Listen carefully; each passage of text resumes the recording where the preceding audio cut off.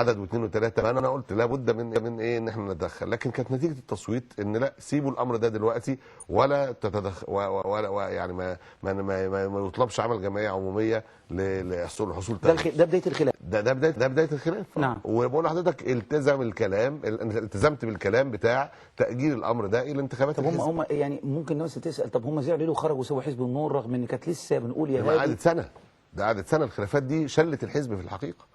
ده كان في ازمه ضخمه جدا. هل القرار ده كان جه من الدكتور ياسر برهامي بالشورى مع المجموعه، ولا هم اللي اتخذوا القرار؟ هم اللي اتخذوا القرار. اتخذوا قرار ان هم يخرجوا. انما حضرتك مثلا ما اجتمعتش مع الدعوه السلفيه والحزب وقلت لهم مثلا احنا ده الحزب هيتشل فنضطر مثلا نضحي ببعض افراد مقابل نستمر؟ مجلس الامناء كان حدد يعني ماده كاقتراحات منه لحل الاشكال في المشاكل اللي داخل الحزب باليات معينه، من ازاي الهيئه العليا تحل الاشكالات الداخليه، وازاي مجلس الشيوخ يحل الاشكالات الداخليه.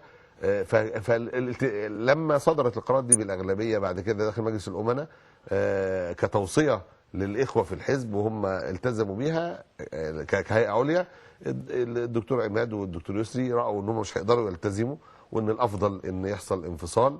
وانا شايف ان فعلا ده كان من امثل الحلول.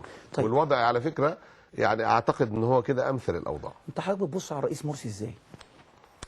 يعني النهارده انا اظن الرئيس مرسي رئيس صالح، لا دايما يقول لي حاجه العبء ثقيل بتلخبط انا